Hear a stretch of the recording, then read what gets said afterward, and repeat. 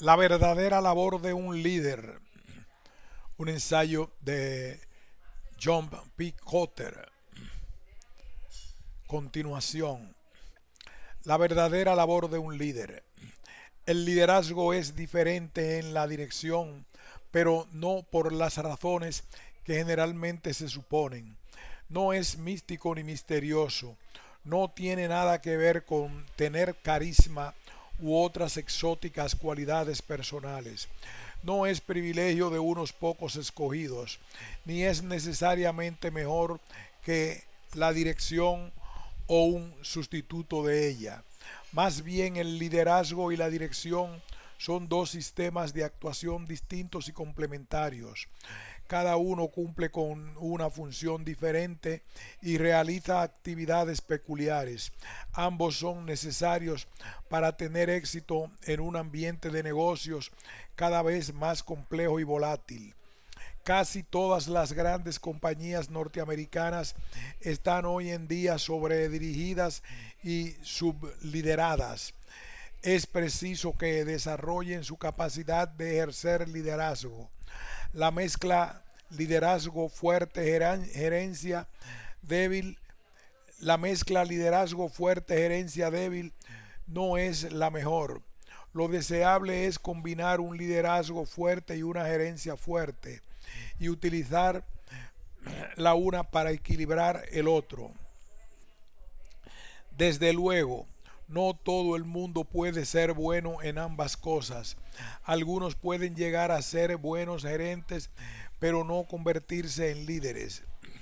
Otros tienen gran capacidad de liderazgo, pero no logran ser buenos gerentes.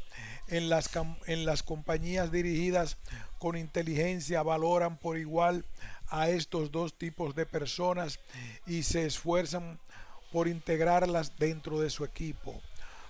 Pero cuando llega el momento de preparar a la gente para cargos ejecutivos, esas mismas compañías hacen caso omiso con razón de la literatura reciente que dice que nadie puede gerenciar y liderar al mismo tiempo. Tratan de formar líderes gerentes. Una vez que en las compañías se comprende la diferencia fundamental entre liderazgo y gerencia, se puede empezar a capacitar a la mejor gente para que desempeñe ambos papeles. La diferencia entre liderazgo y gerencia. Gerenciar es manejar la complejidad. Los procedimientos y prácticas de la gerencia responden en gran medida a uno de los más significativos fenómenos del siglo XX, el surgimiento de las grandes organizaciones.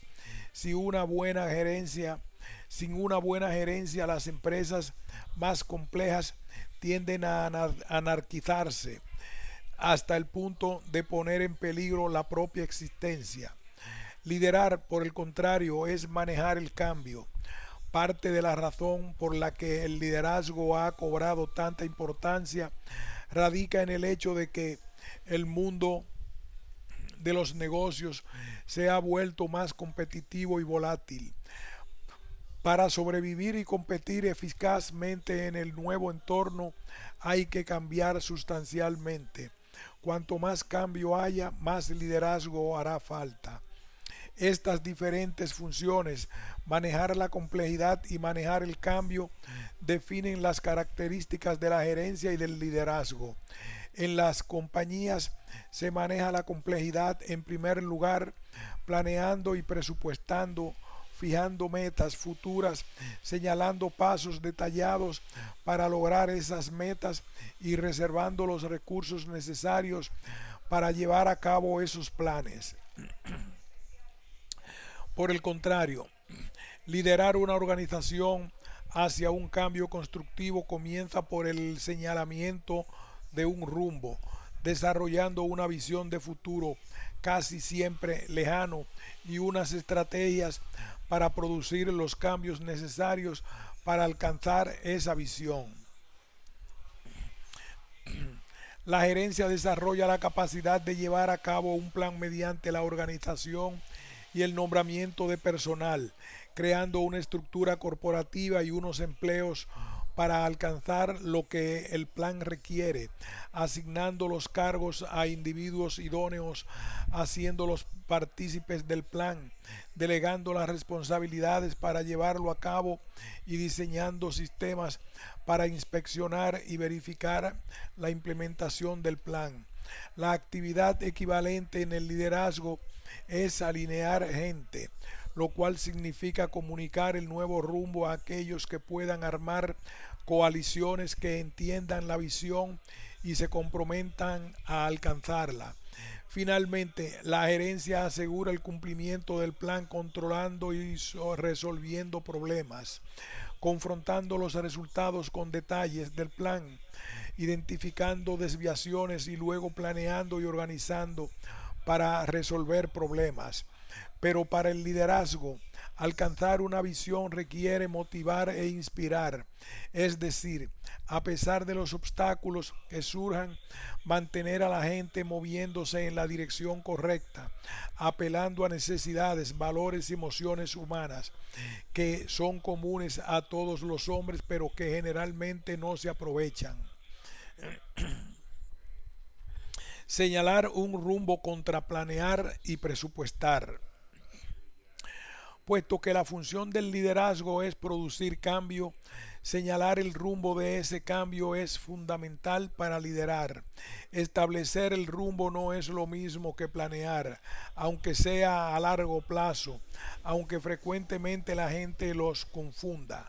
La planeación es un proceso de gerencia deductivo de naturaleza, destinado a producir resultados en un orden determinado, no cambio.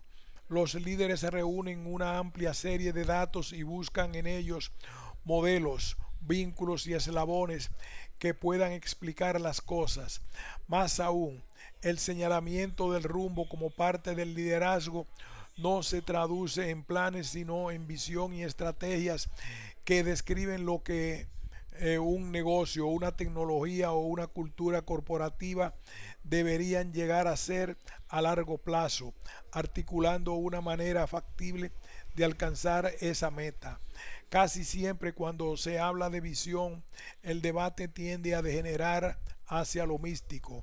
Se cree que es algo misterioso que los meros mortales, incluso aquellos con talento, no pueden esperar a tener jamás. Pero desarrollar un buen rumbo de negocios no es magia, es un proceso arduo, agotador a veces, de reunir y analizar información y corregir riesgos. Visiones y estrategias tampoco tienen que ser brillantemente novedosas. De hecho, las mejores no lo son. Las más eficaces parecen cosas comunes y corrientes, pues se basan en ideas muy conocidas. Lo que puede ser nuevo es la forma de combinar esas ideas, pero a veces ni siquiera es ese el caso. Lo decisivo no es su originalidad, sino cuánto sirve a los integrantes importantes de la organización, clientes, accionistas, empleados, y con qué facilidad puede traducirse una estrategia competitiva realista. Cuando en una compañía que nunca ha sido mejor que las que le han hecho una débil competencia, comienzan de repente a decir que van a convertirse en la número uno, están haciendo castillos en el aire, no formulando una visión. Planear a largo plazo consume siempre mucho tiempo. Cada vez que ocurre algo inesperado, algo frecuente en un ambiente de negocios dinámico, hay que rehacer los planes. En una compañía mal dirigida, hasta la planeación eh, a corto plazo puede convertirse en un agujero negro capaz de tragarse una infinita cantidad de tiempo y energía. Cuando no hay una visión ni una estrategia que encarrilen o guíen el proceso de planeación, toda eventualidad exige un plan. En esas circunstancias, la planeación contingente no termina nunca, distrayendo tiempo y atención de otras actividades esenciales, sin dar tampoco nunca la cara, sin dar tampoco nunca la clara orientación que desesperadamente necesita la compañía. La planeación es útil cuando no sustituye el señalamiento del rumbo, sino que lo complementa, le da más realismo. De la misma manera, un adecuado proceso de señalamiento de rumbo suministra un foco para que la planeación sea realista. Alinear gente contra organizar y nombrar personal.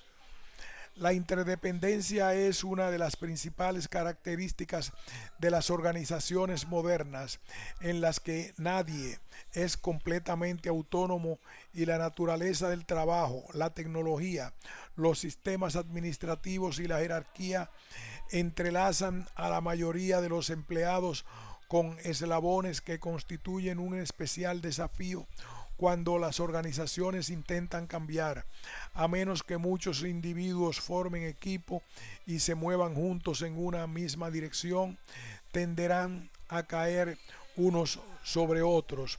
A los ejecutivos muy educados en gerencia y poco en liderazgo, esto de hacer que la gente se mueva en la misma dirección les parece un problema de organización.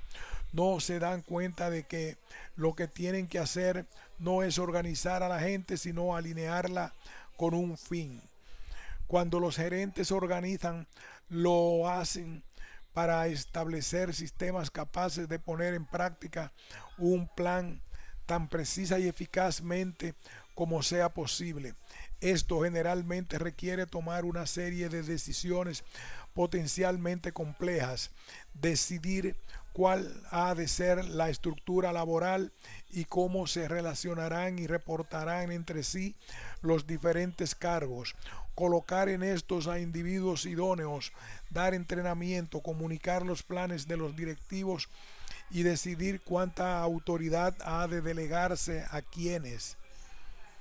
También hace falta crear incentivos económicos para conseguir lo planeado y establecer sistemas para verificar la puesta en práctica del plan. Tales decisiones se parecen mucho a las de un arquitecto. Se trata de encajar en un determinado contexto. Alinear es algo diferente, más un desafío comunicativo que un problema de diseño. Implica invariablemente hablar con muchos, implica invariablemente hablar con muchos más de individuos que organizar.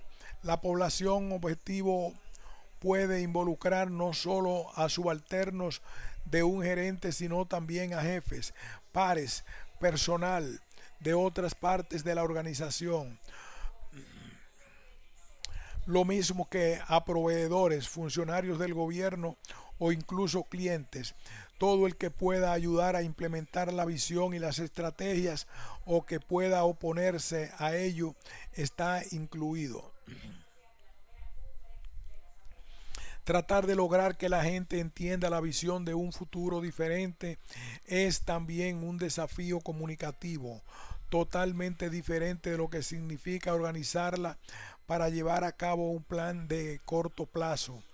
La diferencia es tan grande como la que vería un futbolista entre describir a su equipo las próximas dos o tres jugadas y explicarle un enfoque de juego totalmente nuevo que se ensayará en la segunda parte de la temporada. Otro de los grandes retos implícitos en los esfuerzos de liderazgo es la credibilidad, conseguir que la gente crea en el mensaje. Contribuyen a ello la trayectoria de quien emite el mensaje, su reputación como persona íntegra, el contenido mismo del mensaje y la consecuencia entre las palabras y los hechos. Finalmente, alinear a la gente conlleva una delegación de poder que raramente se da cuando meramente se la organiza. Cuando se ha señalado claramente un rumbo a toda la organización, los subalternos pueden empezar a actuar sin la misma vulnerabilidad. Mientras su desempeño sea coherente con la visión, no habrá motivo para regañarlos. Y como todos están apuntando al mismo objetivo, disminuye la probabilidad de que la iniciativa de alguno resulte frenada porque haya entrado en conflicto con la iniciativa de otro.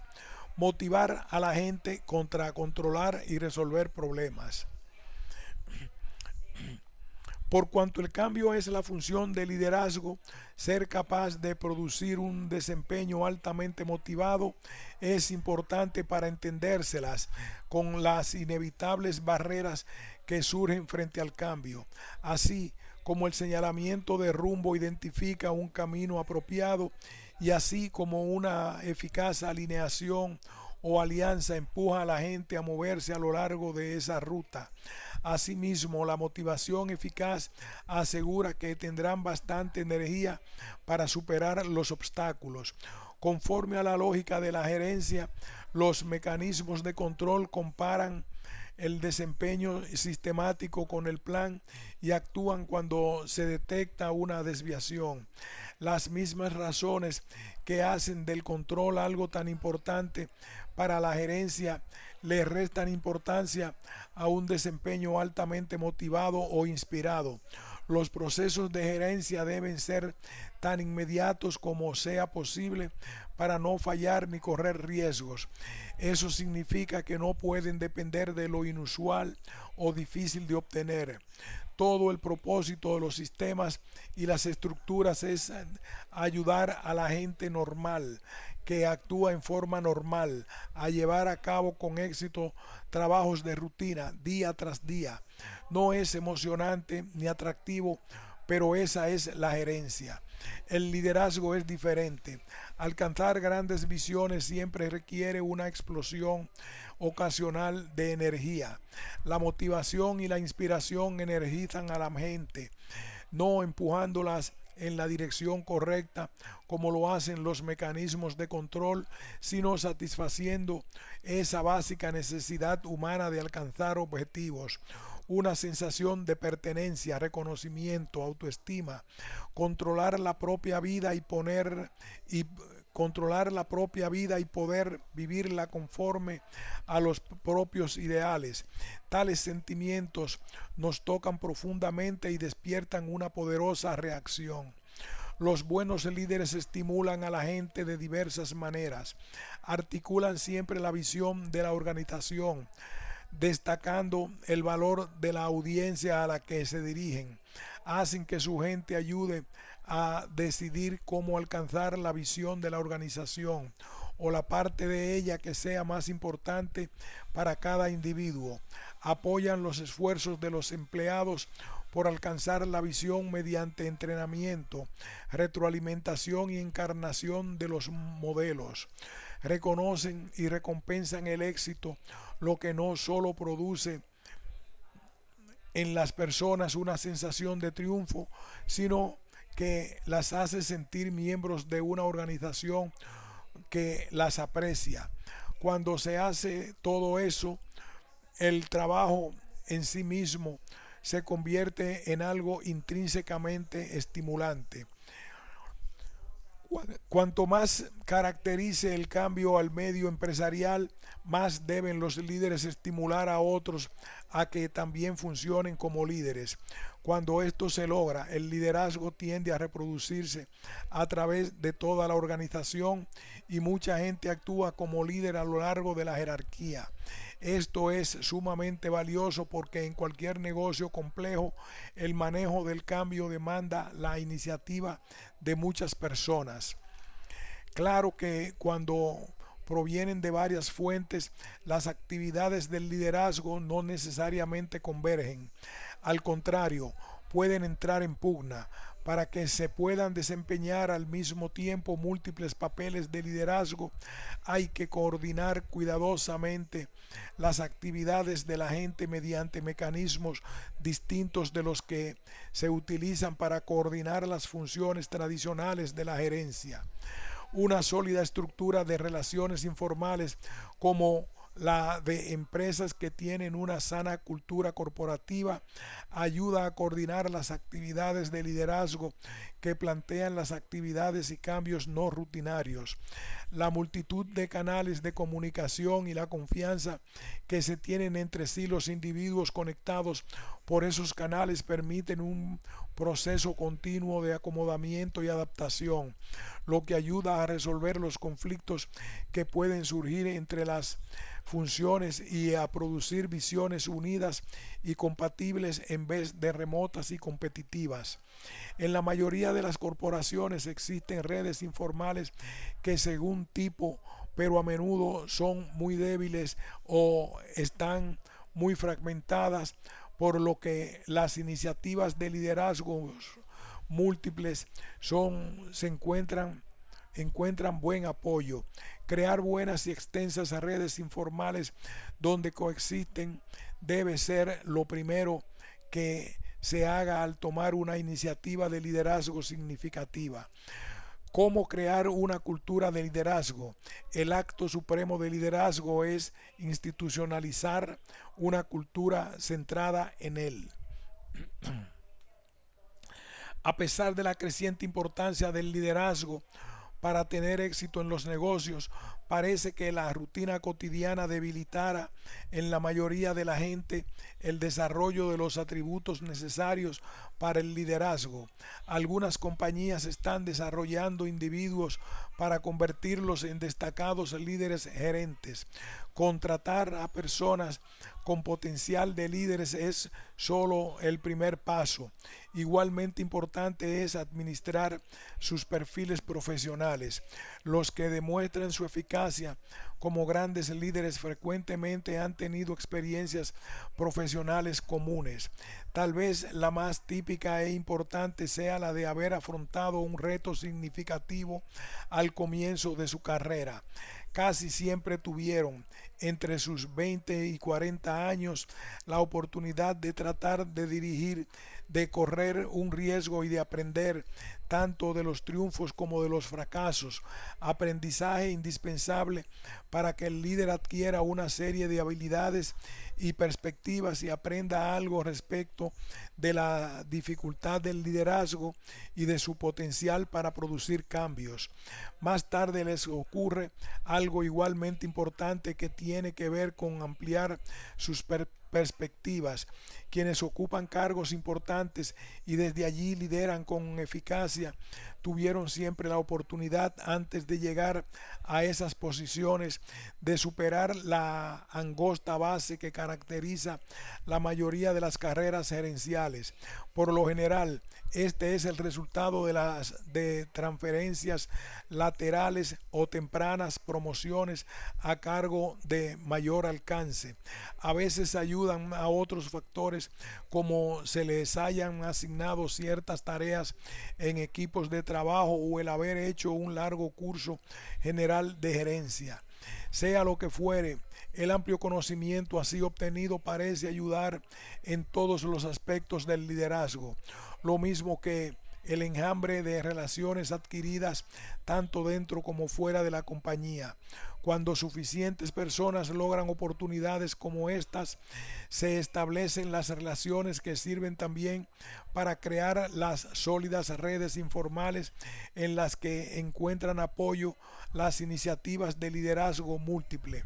En las empresas que en materia de formación de líderes hacen un trabajo mejor al de promedio, se pone énfasis en la creación de oportunidades que constituyan retos para los empleados relativamente jóvenes. En muchos negocios, la descentralización es la clave. Por definición, descentralizar implica extender la responsabilidad hacia niveles inferiores de la organización con los correspondientes desafíos. La formación de personas para posiciones importantes de liderazgo requiere que los altos ejecutivos trabajen todavía más, comenzando por tratar de detectar personas con gran potencial cuando apenas están empezando sus carreras e identificando lo que hará falta para aprovecharlas y formarlas. Hecho esto, Los directivos dedican entonces tiempo a planear el desarrollo de las habilidades de los candidatos. El ingrediente clave parece ser una evaluación inteligente de cuáles oportunidades viables se adaptan a las necesidades de cada uno de ellos. Cuando se les dice a los directivos que las futuras promociones de ellos dependen hasta cierto punto de su habilidad para formar líderes, hasta los que sostienen que el liderazgo no se puede desarrollar, se las ingenian para encontrar maneras de hacerlo. Tales estrategias ayudan a engendrar una cultura corporativa en la que la gente valore un liderazgo fuerte y se enfurece por crearlo. Así como necesitamos más gente para desarrollar liderazgo en las complejas organizaciones que dominan el mundo de hoy, así necesitamos más gente para desarrollar las culturas que produzcan ese liderazgo. El supremo acto de un líder es institucionalizar una cultura centrada en el liderazgo. Señalando el rumbo, Lou Gerstner en American Express. Cuando Lou Gerstner llegó a presidente de la sección de American Express llamada Travel Related Service en 1979, esa unidad confrontaba uno de los mayores desafíos que se le habían presentado a la compañía en sus 130 años de historia. Centenares de bancos estaban ofreciendo o planeaban ofrecer tarjetas de crédito Visa o Mastercard que competirían con la de American Express, y más de 12 firmas de servicios financieros estaban entrando al negocio de los cheques de viajero. Gerstner y su equipo hicieron las preguntas fundamentales respecto a la economía, el mercado y la competencia, y llegaron a comprender muy bien el negocio. Mientras tanto, él empezó a tener una visión de TRS que no se parecía en nada a la de una compañía de 130 años de trayectoria en una industria muy desarrollada. Menos de una semana después de su nombramiento, Gerstner reunió a las personas que manejaban la división de tarjetas de crédito y cuestionó todos los principios por los cuales se regían. Puso en dudas dos creencias ampliamente compartidas: que la división no debía tener sino un producto, la tarjeta verde, y que el potencial de crecimiento e innovación era ilimitado. Gerstner también se movió rápidamente a desarrollar una cultura más empresarial, a enganchar y entrenar gente que se entusiasmara con ello y a comunicarse claramente con todos, en todo sentido. La toma inteligente de riesgos se vio compensada. Para facilitar el desarrollo del espíritu empresarial, desestimularon la burocracia innecesaria, elevaron los niveles de contratación de personal y crearon el programa de graduados en gerencia de TRS, que ofrecía a los jóvenes con alto potencial un rico conjunto de experiencias y un inusitado nivel de exposición de la alta gerencia. Para estimular entre sus empleados la toma de riesgos, estableció el programa llamado Grandes Realizadores, con el fin de reconocer y compensar adecuadamente el servicio al cliente verdaderamente excepcional, un concepto esencial de la visión que tenía de la organización. Estos incentivos condujeron rápidamente a nuevos mercados, productos y servicios, y TRS amplió asimismo su presencia en el extranjero. Como resultado de las innovaciones, el ingreso neto de TRS aumentó un fenomenal 500% entre 1978 y 1987, es decir, a una tasa aproximada del 18% anual compuesto. La compañía superó muchas de las llamadas de alta tecnología, alto crecimiento y con un aumento de rentabilidad de 28% en 1988, superó a muchas que crecían poco pero ganaban mucho. alineando a la gente. Cheque, Trowbridge y Bob Crandall en Eastman Kodak. Eastman Kodak ingresó al negocio de las copias a principios de los años 70, concentrándose en fabricar sofisticadas máquinas que se vendían a un promedio de $60,000 cada una. En los años 80 el negocio creció hasta producir casi $1,000 millones, pero los costos eran tan altos, las ganancias difíciles de obtener y había problemas por todas partes. En 1984 la compañía tuvo que descargar de su inventario $40 millones. Casi todos los empleados sabían que habían problemas, pero no se ponían de acuerdo en la forma de resolverlos. Por lo tanto, en sus primeros 2 meses como gerente general de la sección de copiadoras, Chuck Trowbridge se dedicó a conversar con las personas clave del grupo y con todos los empleados de Kodak que tuvieron que ver con el negocio de las fotocopiadoras, especialmente los del área de ingeniería y manufactura, cuyo gerente era Bob Crandall.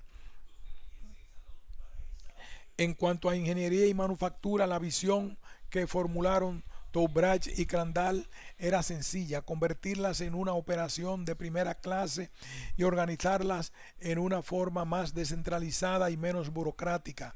Pero ese era un concepto difícil de transmitir debido a que constituía una desviación radical de lo hecho hasta entonces.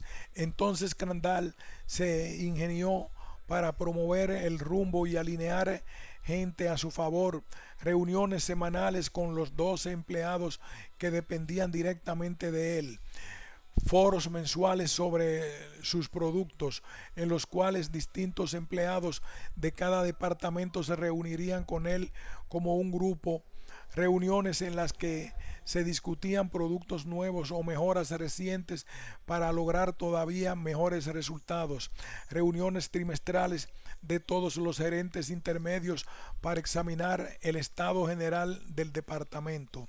Crandall y sus subalternos también tenían reuniones mensuales con decenas de personas de cualquier otra área de la organización para debatir lo que quisieran, buscando poner a su favor a su mayor proveedor. Él y sus gerentes almorzaban todos los jueves con altos directivos de ese grupo. Posteriormente, Crandall lanzó otra iniciativa, la de reuniones de negocios, en las que sus gerentes discutían un tema específico con 12 personas o más. El objetivo era involucrar anualmente a cada uno de sus 1,500 empleados en por lo menos una de esas reuniones. Trowbridge y Crandall también recurrieron a la comunicación escrita. Los empleados recibían cada mes una publicación de 4 a 8 páginas a través de un programa llamado Cartas de Diálogo. Se les daba a los empleados la oportunidad de hacer preguntas anónimamente a Crandall y sus inmediatos gerentes, con respuestas garantizadas. Pero la más visible y poderosa forma de comunicación escrita eran las carteleras colocadas en uno de los principales vestíbulos acerca de la cafetería. Constituían vívidos informes sobre la calidad, el costo y los resultados de entrega de cada producto, medidos en relación con objetivos difíciles. De las carteleras se hacían en centenares de versiones más pequeñas con informes sobre calidad y costo de grupos y específicos de trabajo que se distribuían por todo el área de manufactura. Este proceso de alineamiento empezó a producir resultados antes de 6 meses y todavía más después de un año. A medida que tenía éxito, se hacía más verosímil el mensaje y conquistaba más gente. Los índices de calidad aumentaron considerablemente mientras los costos se iban reduciendo. La productividad, medida en unidades de operarios, fue de más del doble entre 1985 y 1988, motivando a la gerente Richard Nicolosi en Procter & Gamble. Durante 20 años, Procter & Gamble no tuvo prácticamente competencia para sus productos, caracterizados por su alta calidad, precio razonable y buena comercialización.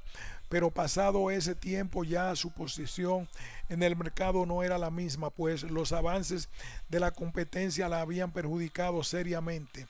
Richard Nicolosi llegó y se encontró con una organización pesadamente centralizada y burocrática.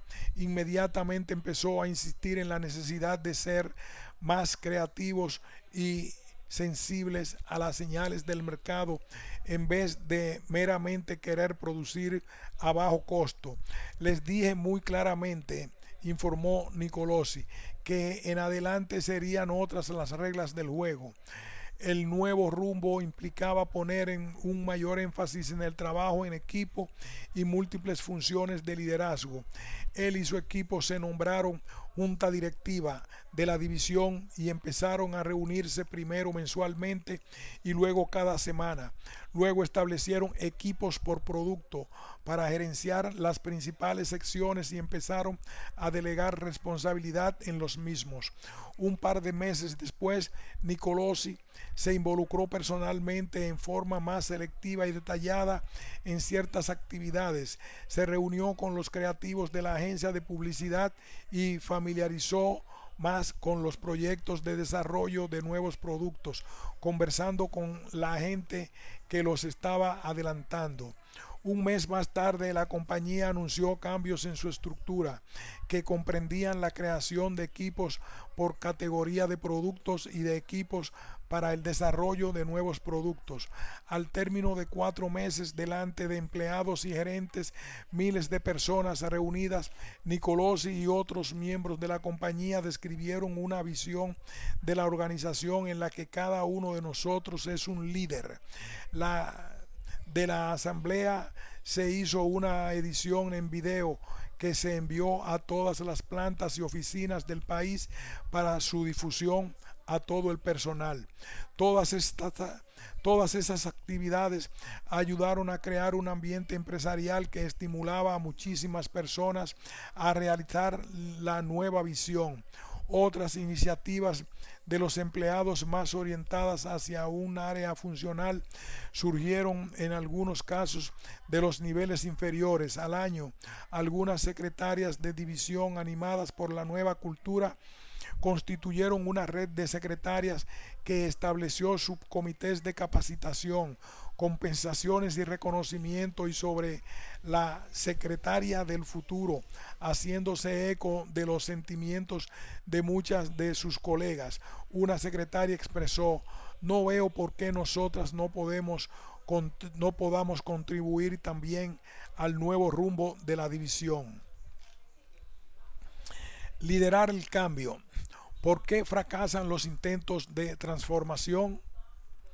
Durante los últimos años, muchas compañías han procurado rehacerse a sí mismas para competir mejor.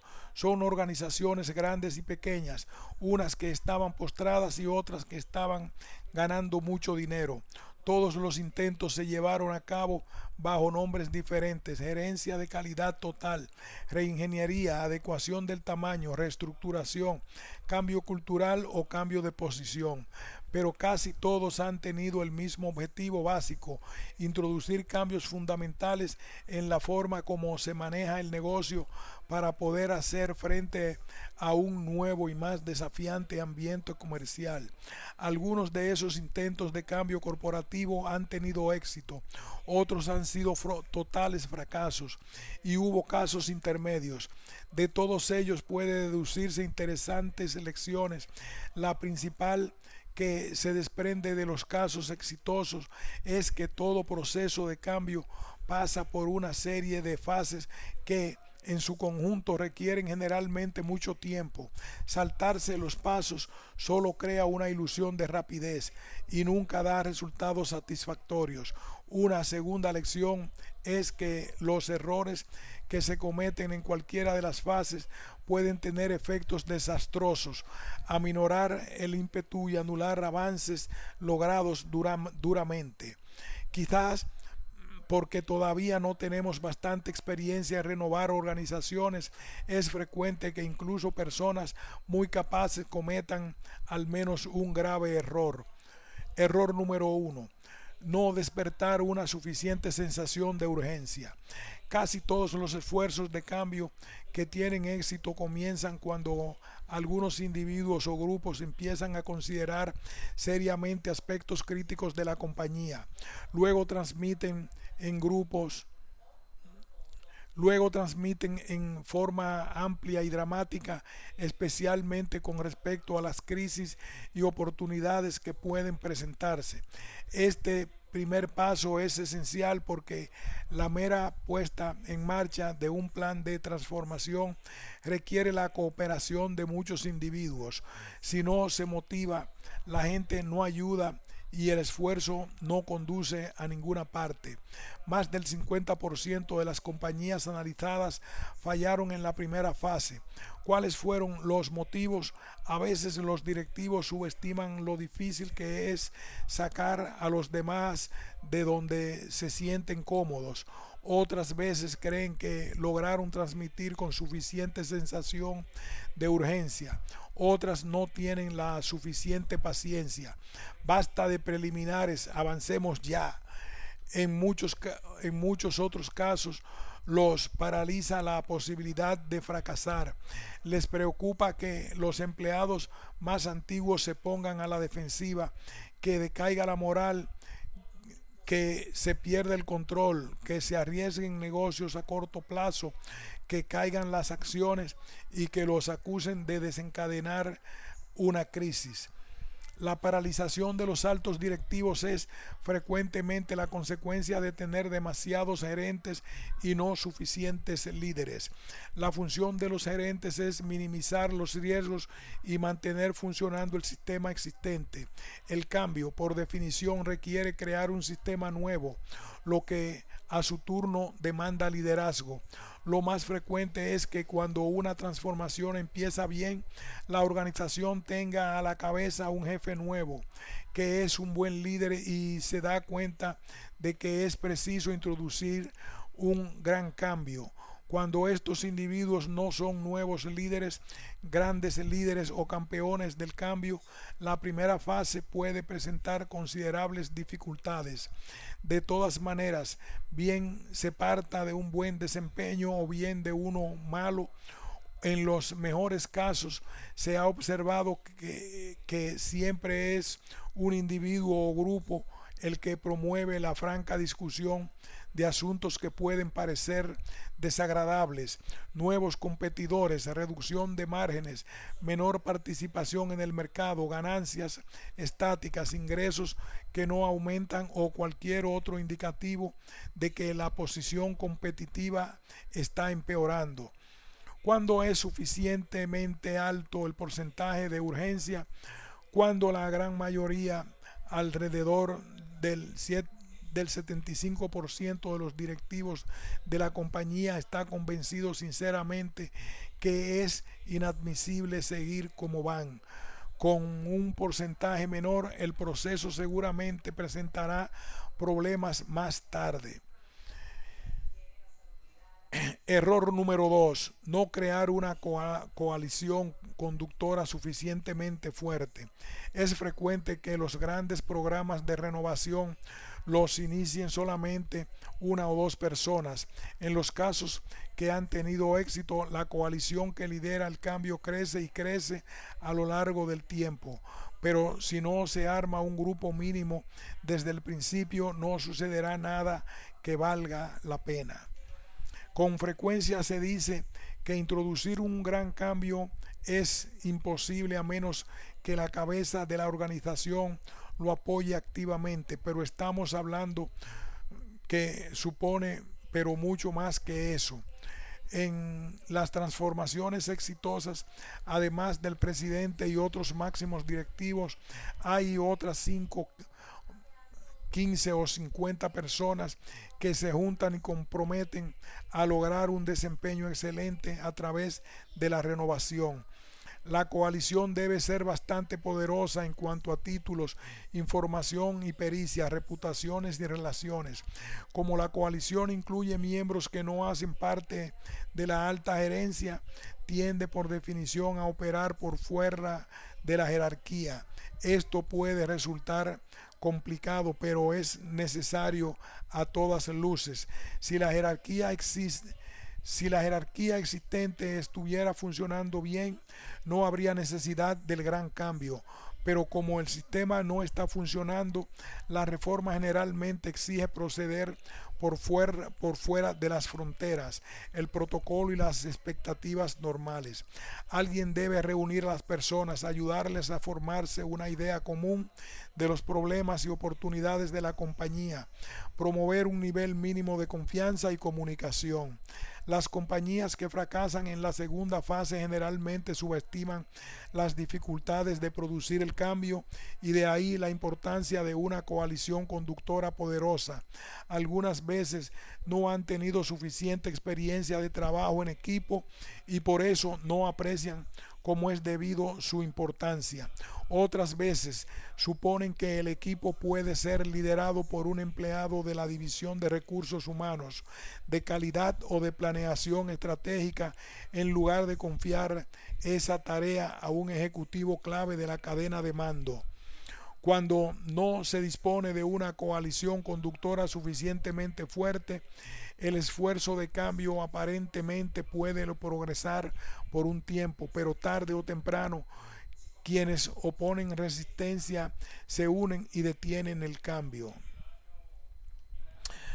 Aquí hacemos una pausa y continuaremos con el error número 3, creer de visión. Error número 3, carecer de visión.